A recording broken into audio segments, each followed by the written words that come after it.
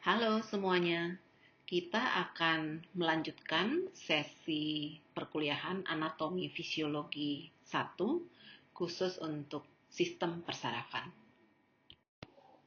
Pada topik kali ini kita akan lebih fokus pada sistem saraf perifer, ya, karena sebelumnya kita membahas sistem saraf pusat. Nah, sistem saraf perifer seperti yang sudah saya terangkan di minggu lalu, pembukaan, bahwa sistem saraf perifer itu dibagi dua, yaitu saraf yang membawa informasi ke sistem saraf pusat, dan satu lagi yang membawa informasi keluar dari sistem saraf pusat. Itu sebabnya sistem saraf perifer kita terdiri dari bagian sensorik atau neuron afferent, kemudian bagian motorik atau saraf efferent. Nah, saraf sensorik kemarin kita bahas dia untuk penginderaan ya, terutama penglihatan, penghidupan, sentuhan, bahkan sewaktu kita merasa nyeri. Sensorik ini mengirim informasi ke sistem saraf pusat melalui neuron sensorik. Ya, dia akan kirim pertama kali ke spinal cord berupa sinyal, kemudian diteruskan ke otak. Nah, di otak nanti akan diproses, diintegrasikan untuk lihat apakah perlu direspon. Ya, misalnya kamu menghidu sesuatu, apakah kamu berespon untuk pergi mengambil sesuatu yang kamu hidu tersebut. Nah, respon ini sudah menjadi bagian dari motorik atau efferent. Nah, pada saat informasi dari otak itu diambil dan dikirimkan ke sel target, ya, ini sifatnya bisa voluntary. Artinya secara sadar. Atau bisa juga sebaliknya involuntary, tidak disadari. Nah, ini yang kemarin kita bahas juga, ya. Artinya neuron efferent itu ada yang voluntary dan involuntary. Voluntary berarti dia masuk ke sistem saraf somatik, yang involuntary dia masuknya ke sistem saraf otonom. Ya, jadi somatik itu artinya kita melakukan secara sadar. Contohnya sel targetnya pasti otot-otot rangka kita. Kalau yang sistem saraf otonom yang involuntary itu dibagi dua lagi, simpatis dan parasimpatis. Nanti kita akan bahas keduanya lebih lanjut di slide berikutnya. Nah, saat kita berbicara tentang suplai informasi sensorik dan motorik, maka kita akan membicarakan saraf kranial sebagai bagian dari saraf perifer.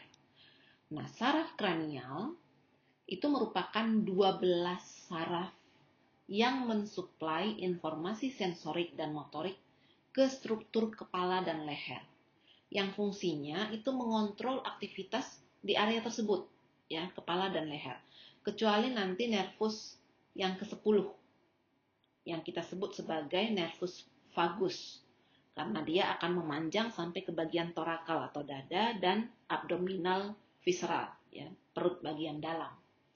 Nah, kita punya 12 saraf kranial di tubuh kita. Ya, 2 diantaranya berasal dari cerebrum atau otak besar, dan 10 sisanya dari batang otak kita. Nah, penamaannya ini perlu memang kalian hafal. Ya, jadi cari cara yang gampang untuk menghafal, entah kalian mau menghafal huruf depannya lebih dulu atau bebas mau bagaimana menghafalnya supaya itu bisa secara berurut kalian ingat. Ya, saraf kranial 1 sampai 12. Ya, pada gambar sudah terlihat saraf kranial 1 namanya olfaktorius, kranial 2 optikus. Perhatikan penomoran yang kita gunakan adalah nomor Romawi, ya, bukan angka biasa. Saraf kranial 3 adalah saraf oculomotorius, yang keempat adalah trochlearis, kelima trigeminus, keenam abducens, ketujuh facialis, kedelapan vestibulocochlearis, ke-9 glossoparyngeal, ke-10 nervus vagus, ke-11 accessorius, dan ke-12 saraf hipoglossus. Ya, jadi kalian perlu menghafal nama-nama saraf ini karena memang mau tidak mau kita harus bisa menghafal urutan 1 sampai dengan 12. Nah, jika dilihat dari sisi lateral, ya dari arah samping batang otak, seperti yang ada pada gambar slide ini, ya, kalian bisa lihat ke-10 saraf kranial yang tadi keluar dari batang otak. Dimulai dari saraf nomor 3, oculomotorius, 4, trochlearis, 5, trigeminus, itu keluar dari pons. Ya, pons itu bagian dari batang otak. Termasuk juga dari area sekitar pons itu adalah saraf nomor 6, abducens, kemudian juga saraf nomor 7, facialis, dan saraf nomor 8, vestibulocochlearis. Baru kemudian saraf ke-9 dan ke-10 itu keluarnya dari medula oblongata. Nah, saraf ke-11 itu tepat posisinya di atas spinal cord. Dan sedangkan yang ke-12 posisinya berada di bawah saraf nomor 9, glossopharyngeal. Makanya disebut namanya hipoglossus, saraf nomor 12. Nah, selanjutnya kita akan bahas mengenai sistem saraf otonom, ya, yaitu sistem persarafan untuk kontrol pergerakan yang kita tidak sadari. Ada 2, yaitu simpatis dan parasimpatis. Nah, sistem saraf simpatis ya, kita kenal sebagai respon fight or flight. Ya, artinya sistem saraf ini akan bekerja pada saat situasi tubuh kita membutuhkan sesuatu, ya. Contoh, kita sedang stres, kita ketakutan, kita sedang olahraga. Dalam kondisi-kondisi seperti ini, tubuh kita itu membutuhkan oksigen lebih banyak. Nah, dalam rangka kebutuhan oksigen, maka kamu bisa amati tubuh kamu biasanya kita akan bernafas lebih cepat, detak jantung kita akan lebih cepat. Kenapa? Dalam rangka tubuh sedang berusaha memberikan apa yang dibutuhkan. Pada saat kita sedang olahraga, kita butuh oksigen. Maka, napas kita lebih cepat. Detak jantung kita juga lebih cepat. Nah, dalam kondisi seperti ini, sistem saraf simpatislah yang bekerja. Nah, fibers atau serabut saraf simpatis itu berasal dari regio thoracolumbalis. Ya, ingat kembali artinya yang bekerja adalah saraf-saraf spinalis di bagian torakal sampai dengan lumbar 1 dan 2. Ya, jadi informasi yang dikirim dari sistem saraf pusat ke target organ itu sifatnya adalah untuk memenuhi kebutuhan tubuh kita di kondisi-kondisi yang tertentu. Nah, inilah respon fight or flight, ya, sistem saraf simpatis. Nah, berbeda dengan sistem saraf otonom untuk parasimpatis yang kita kenal sebagai respon rest and digest. Ini kebalikan dari simpatis. Ya, kenapa kebalikan? Karena fiber atau serabut saraf parasimpatis itu berasal dari regio kranial sakral. Berarti dari kepala dan dari sakrum. Saraf kranialnya antara lain tadi saraf nomor 3, nomor 7, nomor 9, dan nomor 10. Yang mana kerjanya itu meningkatkan tubuh kita untuk resting, beristirahat, dan digest, ya, makan. Ya, saraf-saraf yang tadi saya sebutkan, saraf nomor 3, oculomotorius, itu akan mengirimkan sinyal ke pupil supaya dia rileks. Ya, makanya kita kalau dalam posisi tidur itu biasanya pupil kita akan mengecil, gitu ya. Kemudian saraf nomor 7 yang mempersarafi kelenjar saliva itu akan bekerja sehingga air liur kita keluar pada saat kita makan. Kemudian saraf nomor 9, glossopharyngeal, itu akan membantu kita menelan. Kemudian saraf nomor 10, ini akan membantu jantung kita bekerja lebih lambat. Ya, jadi dia menginformasikan otot jantung kita supaya slow down, memperlambat detak jantung ketika kita sedang rileks. Ya, sedangkan saraf sakral atau sakrum ya di bagian bawah ini merupakan saraf yang mempersarafi bagian saluran cerna kita dan perkemihan kita. Ya, jadi ingat simpatis fight or flight, sedangkan parasimpatis rest and digest. Ya, satu saat kita benar-benar tubuh kita dipaksa untuk berespon terhadap sesuatu, sehingga kadang-kadang jantung kita sangat cepat berkeringat, ya. Sedangkan parasimpatis sebaliknya, tubuh kita rileks, ya, nyaman. Selanjutnya kita akan bahas jalur motorik dan jalur sensorik. Kenapa? Karena di awal kita belajar sisin saraf perifer itu terdiri dari dua bagian besar, ya, sensorik dan motorik. Kita akan pelajari satu persatu. Nah, jalur motorik. Otak kita itu punya dua korteks penting. Ya, korteks pertama itu bagian depan gyrus, itu namanya korteks motorik, dan bagian belakang itu korteks somatosensorik. Nah, korteks motorik itu terdiri dari gray matter. Ingat ya, gray matter itu bagian luar otak di mana banyak sinaps terjadi, jadi warnanya gelap. Kemudian ada juga white matter-nya yang terdiri dari saraf-saraf yang berakson dan memiliki mielin. Nah, di setiap sisi korteks ini, baik kiri dan kanan, itu punya area-area yang merepresentasikan regio tertentu dalam tubuh seseorang. Ya, misalnya, pada gambar kalian lihat pada sisi bagian atas, di area paling atas di gambar, itu kalian lihat area tubuh tertentu, seperti tangan, wajah, kaki.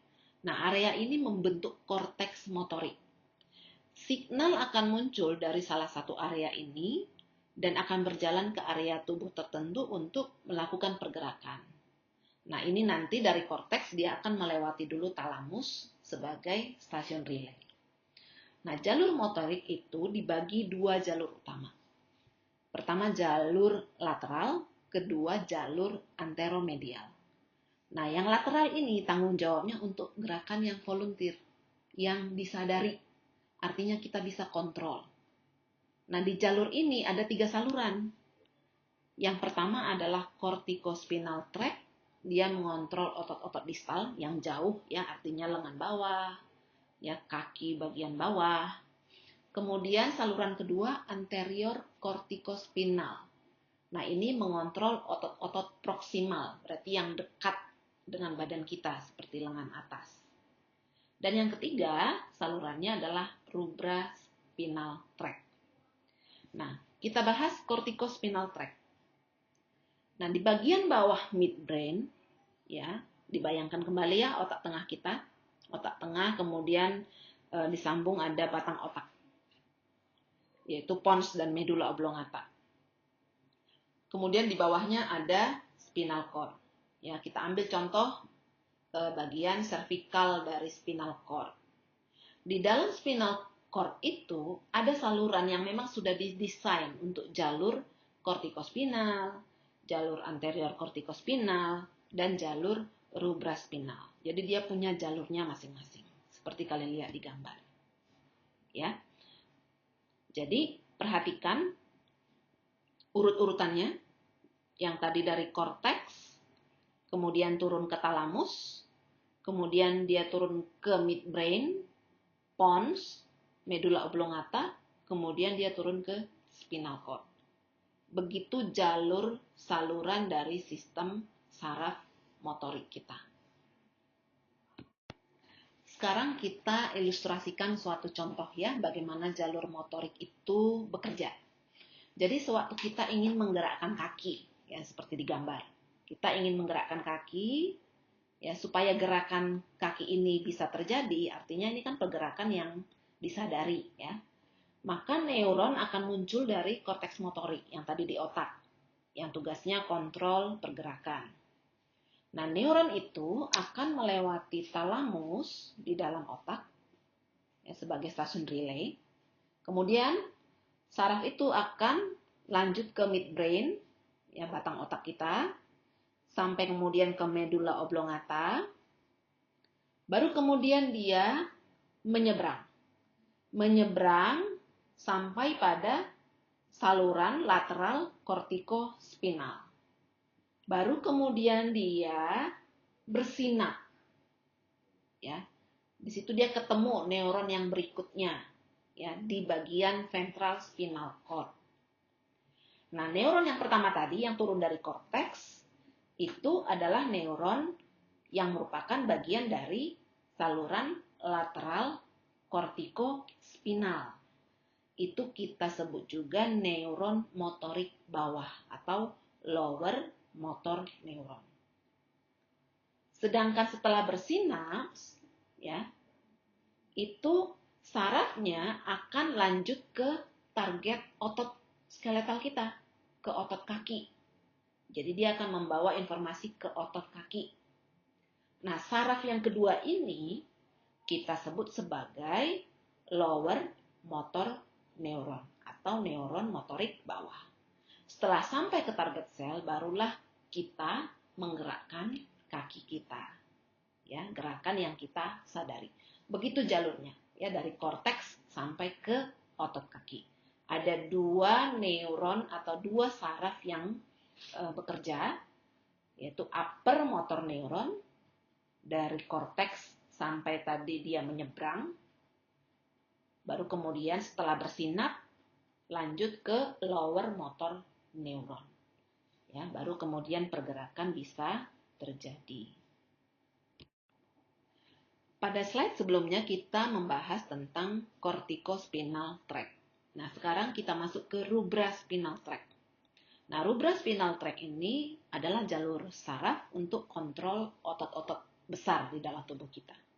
Perhatikan pada gambar, di dalam midbrain itu terdapat red nucleus.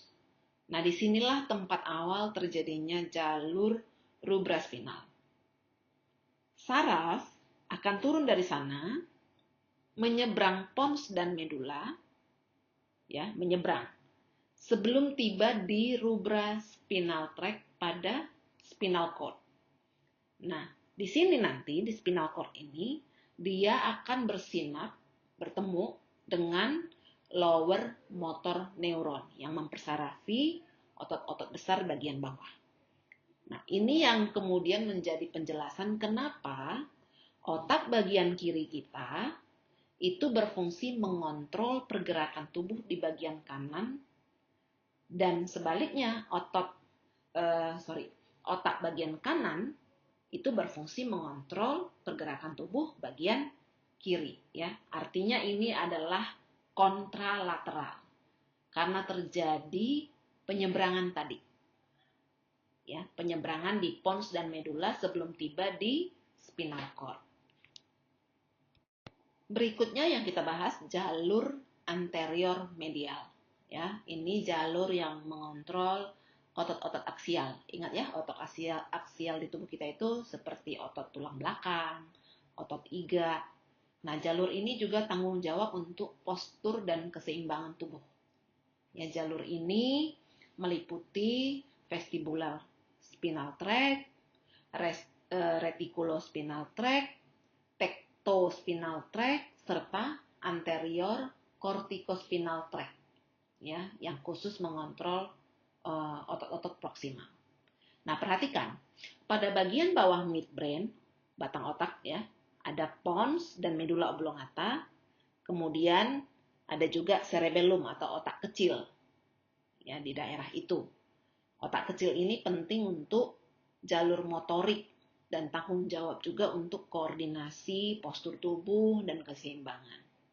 Kemudian di bawahnya ada spinal cord.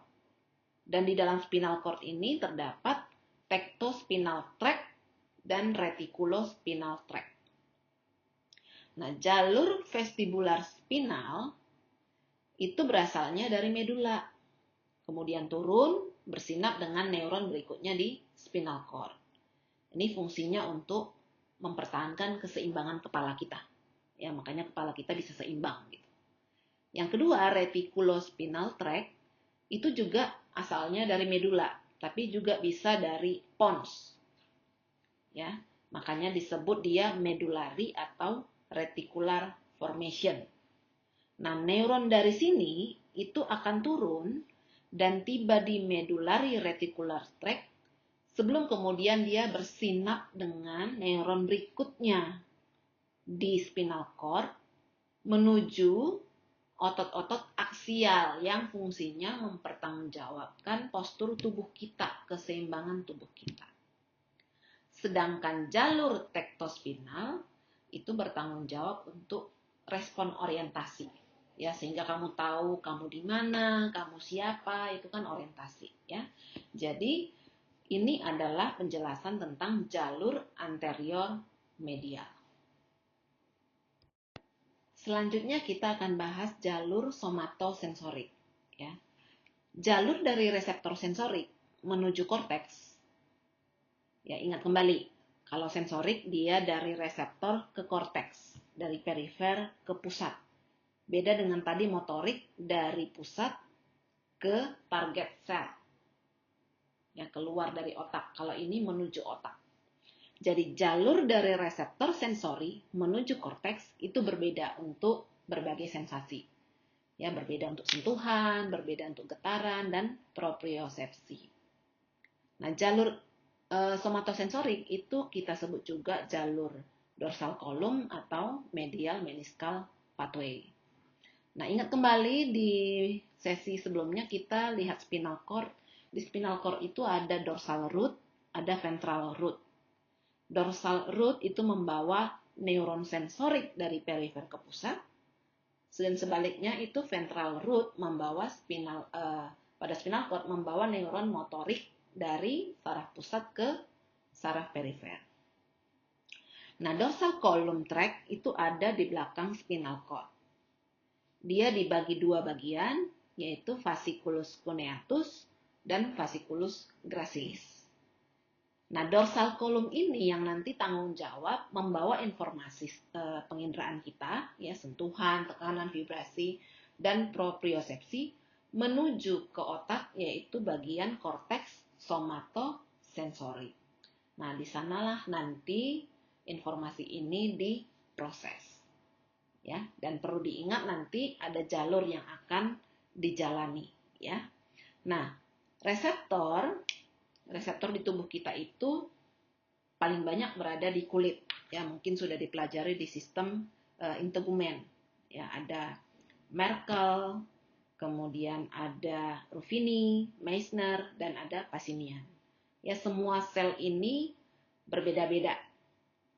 Ya, intinya sel-sel ini ya memiliki reseptor untuk menerima informasi dari luar ke dalam tubuh kita, yang kemudian informasi ini diteruskan ke otak kita melalui dorsal column tract.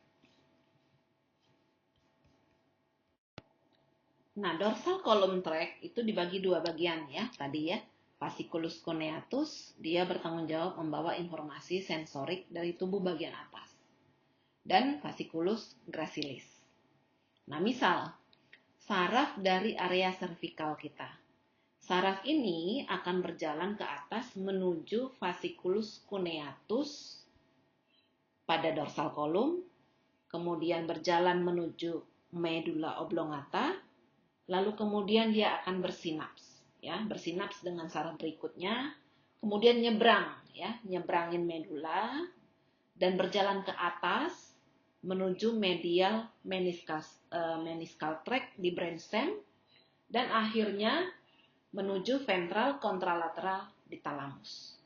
Nah, nanti neuron ini akan bersinap lagi dengan saraf yang berikutnya, membawa informasi tersebut ke korteks somatosensorik di lobus parietal kita untuk diproses.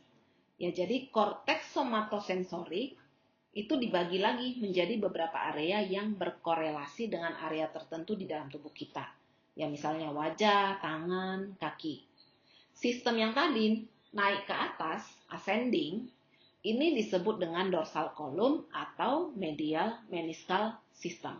Jadi ingat, sensasi yang dirasakan bagian tubuh sebelah kiri, karena tadi dia menyeberang di medula, ya menyeberang medula, maka otak yang menerima informasi adalah otak sisi lainnya, yaitu otak kanan. Begitu pula kalau nanti informasi dari tubuh bagian dari bagian kanan, itu akan diterima otak bagian kiri.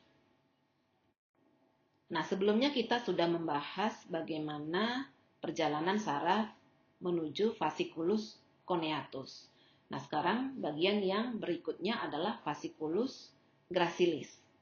Ya, di dorsal column tract, fasciculus gracilis ini terlibat dalam peran membawa informasi sensorik dari tubuh bagian bawah kita. Nah, di spinal cord bagian lumbar itu hanya ada fasciculus gracilis. Ya, sekarang kita ambil contoh. Neuron akan membawa informasi sensorik dari kaki kita, ya, tubuh bagian bawah. Informasi ini akan dibawa ke dorsal column, yaitu dari dorsal root pada spinal cord. Dia akan naik ke fasciculus gracilis, menuju medula oblongata, ya, batang otak kita. Kemudian dia akan bersinap dengan neuron berikutnya di sana. Baru kemudian dia nyebrang di midline medula, kemudian naik kembali ke medial meniscal tract menuju ventral collateral di talamus. Nah, nanti di sana di talamus dia bersinap kembali dengan neuron berikutnya untuk membawa informasi tadi ke korteks somatosensorik yang merepresentasikan area khusus kaki. Jadi informasi dari kaki kita tadi, misalnya kita berjalan kemudian kaki kita menginjak sesuatu yang tajam, informasi ini akan dikirim dengan jalur ini tadi sampai ke korteks somatosensorik, ya, untuk area kaki, untuk kemudian diinterpretasikan, oh ya ini tajam, sehingga kaki kita kemudian berespon untuk tidak menginjak, ya, untuk langsung menarik kaki kita. Ya, itu adalah respon motorik setelah tadi informasi sensorik terkirim. Ya, jadi seperti itu jalurnya. Terakhir dalam sesi ini kita akan membahas propriosepsi. Apa itu propriosepsi? Ini adalah kemampuan kita merasakan posisi tubuh kita, orientasi, pergerakan. Ya, sebenarnya reseptornya ada 3, ya, reseptor visual, vestibular, dan somatic proprioceptors. Nah, sekarang ini kita bahas yang ketiga, ya, somatic proprioceptors, karena kita mau bahas jalur sensorik.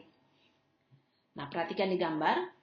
Jadi reseptor dari proprioceptors kita itu ada di sendi dan di tendon.